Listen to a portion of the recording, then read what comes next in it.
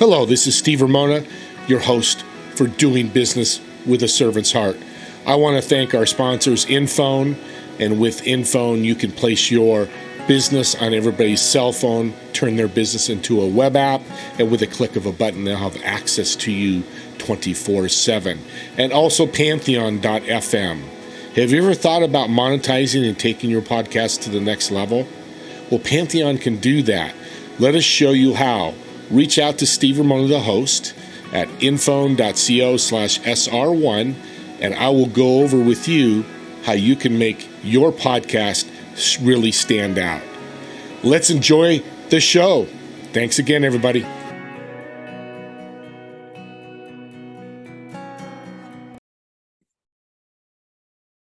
Welcome, everyone, to Doing Business with a Servant's Heart podcast. This is your host, Steve Ramona, and I am fired up, excited for my next guest. I just met him 10 minutes before, but we've connected in so many different levels, and this is a true servant you need to listen to in so many ways. Rob, welcome to the show. Steve, I'm honored to serve and be part of your show today. Thank you. Let's start with the servant word. You talked about it. What's servant leadership, servant mean to you? Man, I tell you what, in order to be a servant, you got to know who you're following in the first place. And there's some icons in business and faith and leadership and all the different things, books and authors, to learn to serve really, really well. I think it also is turning some of that wisdom and offering it to the people that you lead yourself. And so, I see a leader as kind of like the upside down part of the triangle, the tip of the spear that's holding up the rest of the team around them. And that is really, really key for me in my leadership ethos, for sure. I love the upside down triangle because leaders don't lead from the front, especially servant leaders. They lead from the back. Yep. Man, I love that. Well, let's tie in, and it's such a great explanation, and I love it. Tie it into your business, what do you do, and how do you serve? Yeah, so we lead a digital marketing agency that services U.S., North America, and abroad. And at the end of the day, a lot of the businesses that we serve, before they come work with us, they're really struggling to put together a message about what it is that their business does. And so our StoryBrand Certified Marketing Agency comes alongside them to serve by listening really, really deeply and intently, and then ultimately synthesizing that message into really clear brand messaging that communicates directly to their ideal audience. So a lot of businesses struggle and waste a ton of money doing it wrong. And when you create clarity of that message, everybody wins. So that's really a key expression for us in how we serve the clients that we've been privileged to work with internally as a team. I think there's also a piece of servant leadership that takes place inside with the staff that we employ. We've got 6 of us on the team and a team of contractors around as well that we I feel like it's more than just the work that we get to do. We got to check in with people from a personal level and create those, personal environments. I probably undervalued as an employer the personal piece of like creating culture events and time to check in and time to just bond culturally as a team early on. But I'm so grateful that we're really intentional as a business to fold that into our regular cadence. These days in this current area of leadership, which I'm sure we'll get into in the show. And that's great messaging, because if your staff and team has the serving culture, it's going to follow through to your customers, right? That's true. You got to be healthy from the inside out. You have to be healthy internally. In fact, if you want to chat about that for a quick minute, yeah. One of the things that became so prevalent in 2021, we had some really tough times. I think most businesses probably did in that era. And I don't need to mention pandemic and all the different things, but people were stressed. And we realized that our culture internally was really, really taxed heavily in that, both from things that were within our control and things that were outside of our control. And out of that season, though, birthed a real intentional effort from my end as a leader to create a culture survey that we send out on a weekly basis. And it really does. It checks in on the heart level of our team. So every Friday, my team fill out a Google form that automates in their project management tool. Asana is what we use. And it asks them, how are they feeling about the culture of the team? Is it from a scale of toxic to productive? How are they doing in terms of capacity, overwhelmed, appropriate capacity? And we've taken it so far that we report this culture index on a scorecard that we review the following Monday. And if the number dips beneath a threshold, we discuss that as a team and talk about how we can serve one another to help lift that load together. So I'm not just saying that culture is healthy. We actually systematized intentionality around our internal production team of how we can really manage that culture really, really well. And admittedly, it's one of those subjective things that it's hard to put a measurable around or a track with a metric or number, but to the best of our ability, this is the best handlebar that we've been able to create thus far and live with really for the last couple of years. I'll tell you what, Steve, some of the conversations that have come out of that review of that number, nobody walks on water, but one person that I'm aware of in the course of time. It's not the guy that you're talking to here. So there are weeks that we dip beneath that threshold and culture starts to float away. But at least I know as a leader that once per week, I'm going to see that red light flashing, and we're going to openly discuss it with authenticity, transparency, and openness as a team, and hopefully get it back on a better track. So as the leader, I think it's my job, again, lifting up that triangle to create the systems that serve the broader team. And this is just one of those. I work with a lot of companies. I know a lot of companies that give their employees a voice, and that's what you're doing. Well, what is a company? A company is a group of voices, a group of people. And if you're not listening as a leader, how in the world are you going to be able to, steer that collective of voices in any one direction? And they're human people. We're not talking about working with machines, right? Matter of fact, Steve, I'll just kind of, stream of consciousness here.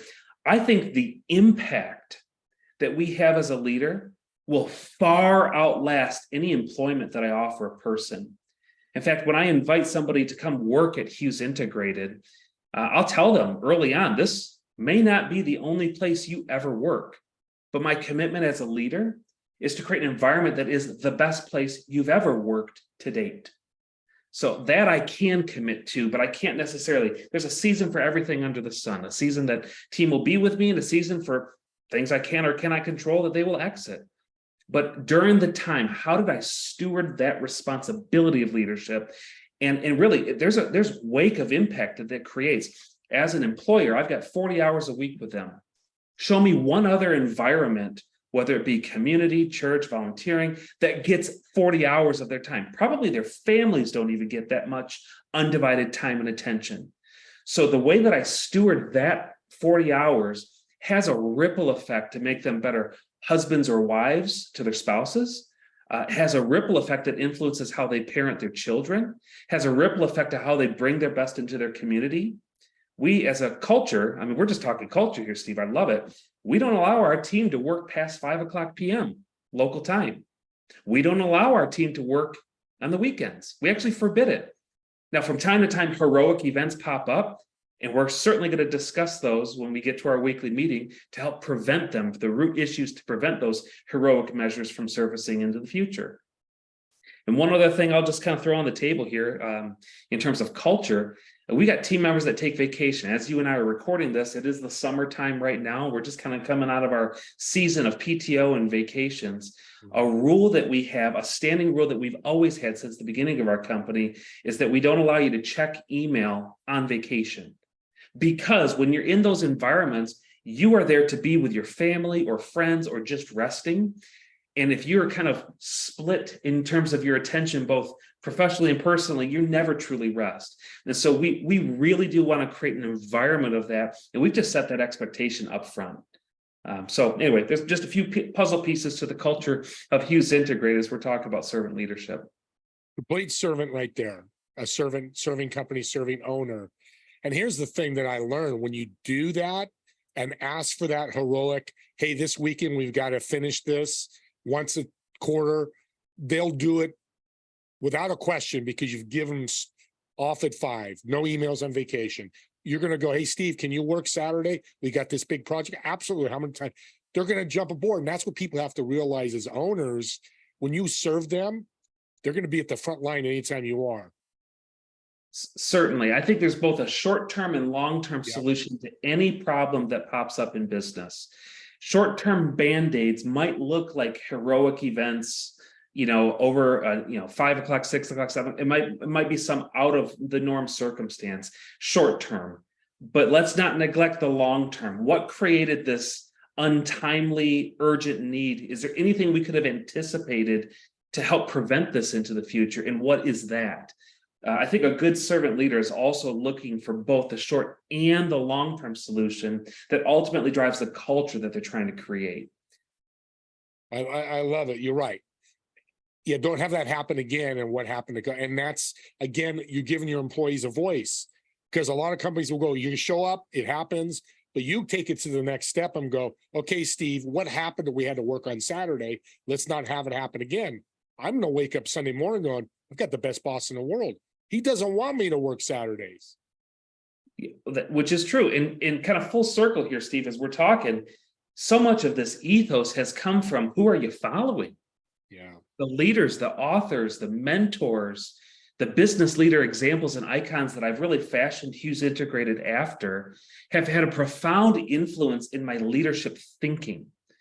I'm of the perspective, I'm a person of faith. We've talked briefly a little bit about that, but we don't bring our faith into our work. We don't bring our ethos into our work. We bring our work into our ethos. We bring our work into our faith. And so it starts with your own personal growth of who are you as a leader? What's important to you? What values do you carry? My belief is that work is one slice of the 168 hours every week that the Lord entrusts to me. My role in the marketplace is equally as important as my role as a father to my 2 boys, or to my wife, or to my community. And if I want to make all of those priorities fit, I've got to create some guardrails and boundaries around that work container. Now, if I believe that for myself, I can't imagine running my team into the ground at 100-hour work weeks and then still trying to promote that as my leadership thinking. So because of that is who is true of Rob, it actually translates into the company and the systems and structures that we've built. I think a lot of leaders struggle because they don't first wrestle to the ground. What is it that they value? Who are they? Creating that clear understanding and identity of who you are as a leader, then let that translate into the systems and process that you bring into your teams. One kind of key phrase I just want to encourage your listeners with here, Steve, is the greatest gift. Leaders, listen up, turn it up here. I want to give this to you. The greatest gift, leaders, the greatest gift that you bring your team is your own personal transformation. So who are you listening to? Who are you reading? Who are you following? Are you giving yourself time to think and reflect? Listen, I'm not perfect. I told you that. I'm not perfect. I've burned team members out in the past, but because of the life discipline of reflection, is there anything we could do long-term to prevent this from recurring into the future? Over 10, 15 years, that's what's brought me to the place that I'm at today of creating these intentional structures. It's so great to hear, because the mantra in the world is, hey, I work 80-hour weeks. I'm a hard worker. And it really is, it's diminishing returns. It's not increasing returns. Well, I mean, hey, I wasn't quite sure exactly where we want to go with this, Steve, but if I were to tell you, hey, Jim is really successful. Knowing nothing else about Jim, what would you think I'm saying about Jim? He works hard. Works hard. He's killing it in the marketplace. What if I told you Jim was on the edge of divorce? What if I told you his kids haven't talked to him in 3 weeks? What if I told you he had some serious addiction issues that were causing him to be aloof in society? Oh, but Jim's successful. And the word success, we kind of translate into the workplace. Again, that's not my leadership ethos. That's influence from something bigger, a deeper truth. So success is all areas of life, whether that's work, home, personal, ministry, other areas. Those are equally important. And the legacy and the impact that we make in all of those realms will far outlive our 100 years here on earth.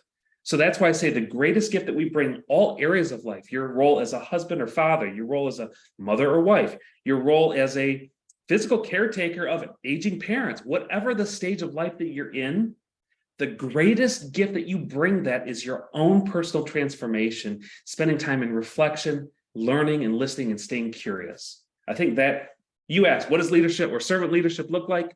There's my answer. In the last 5-10 minutes, you nailed it for sure. There you go. There you go. I love what you're saying and what you're doing. And you mentioned you're a keynote speaker. Talk about that, what you talk about.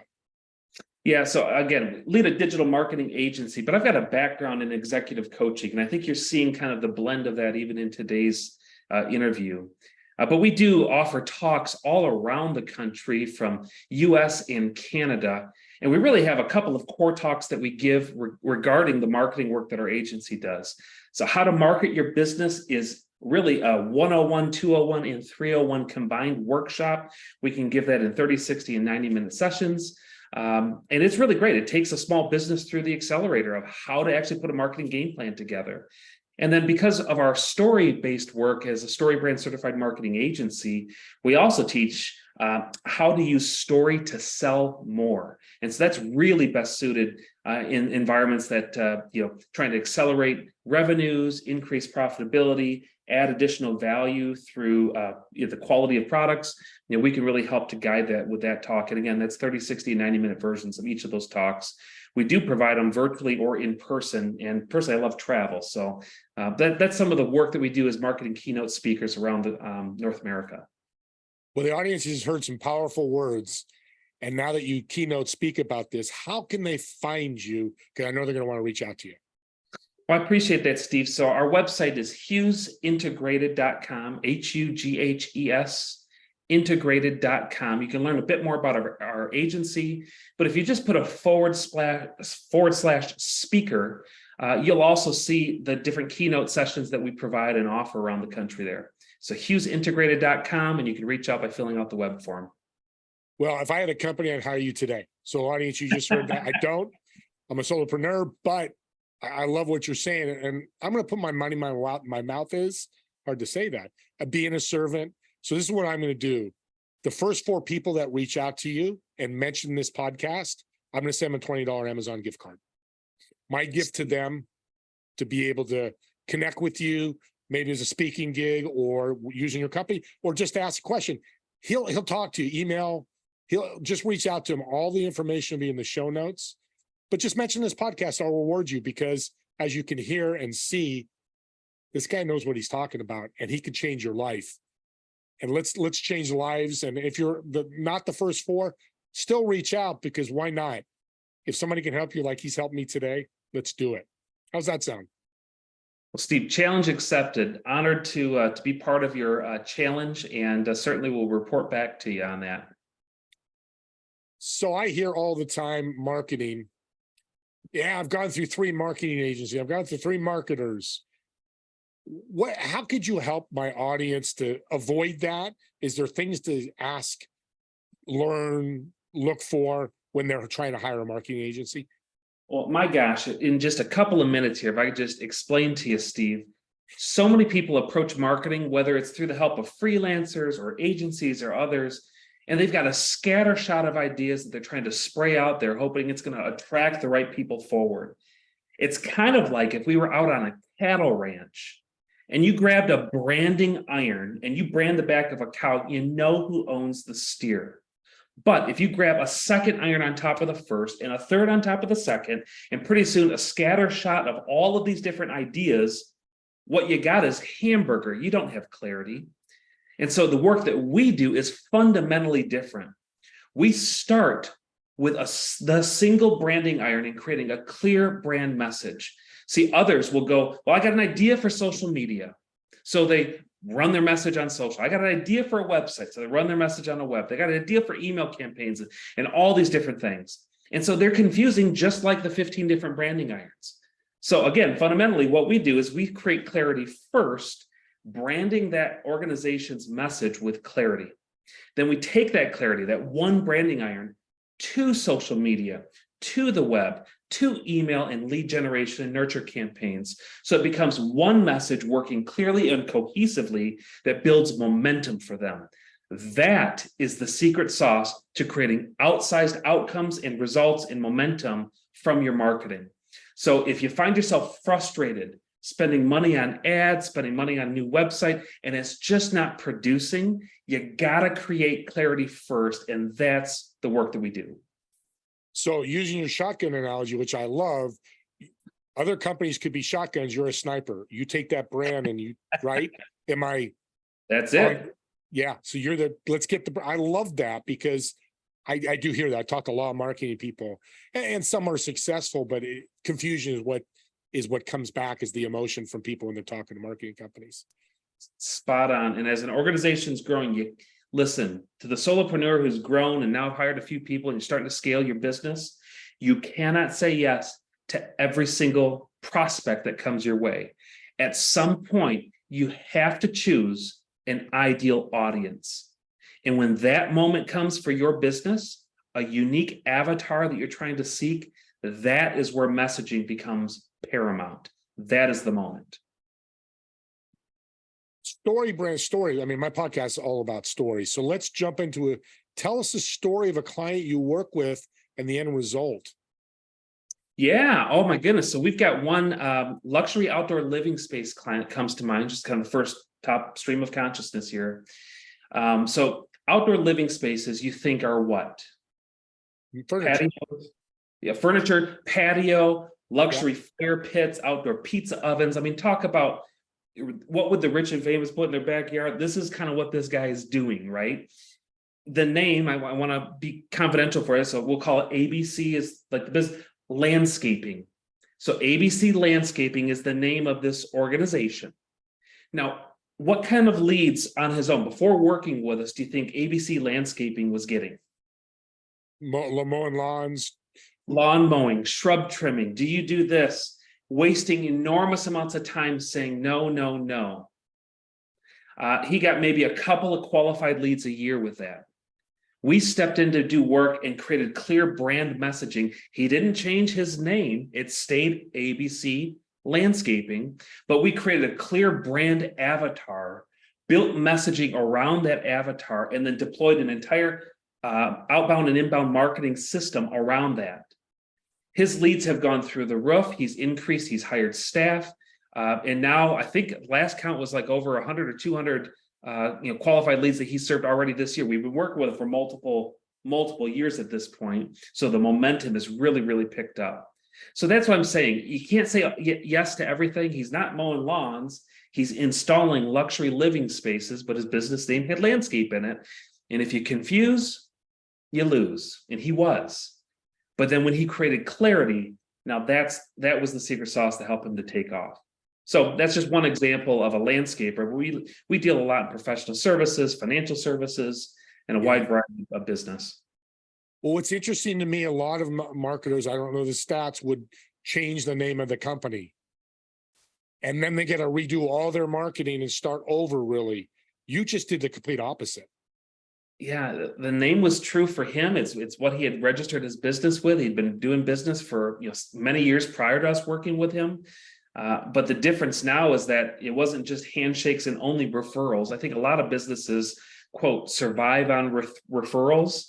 But when you add intentional inbound strategies centered around a clear avatar that you're trying to reach, it's like taking a propeller airplane and creating a jet engine where you've got outbound and inbound now working for you.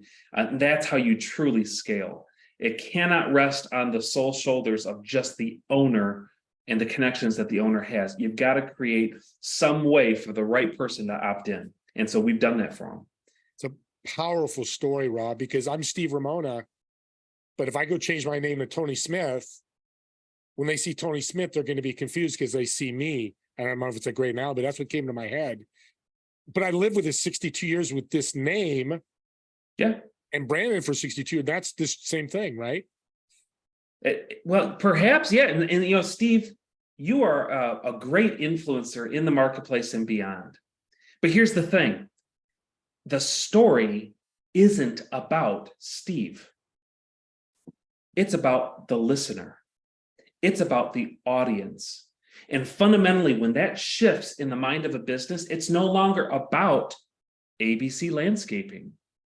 The story now becomes all about that family who's looking to extend their outdoor enjoyment of their inside home to the outdoors.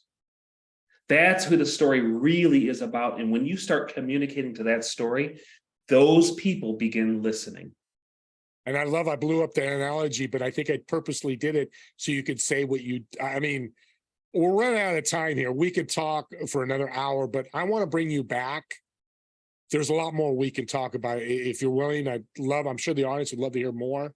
I want to thank you for being on and spending time with us, and really what you've learned, you shared with us. So you're a blessing. God bless you. But one more thing I want to ask of you. Okay, I'm ready for it. Leave my listeners with one more great tip. You left so many already, but a tip that helped them in their life, in personal or business or both. Okay. So this is the big tip. Here it is, listeners. Lean into this, okay? Every no needs to be rooted in a bigger yes. And every yes has a no on the backside of it. So if I say yes to working 50 or 60 hours, I'm saying no to my family.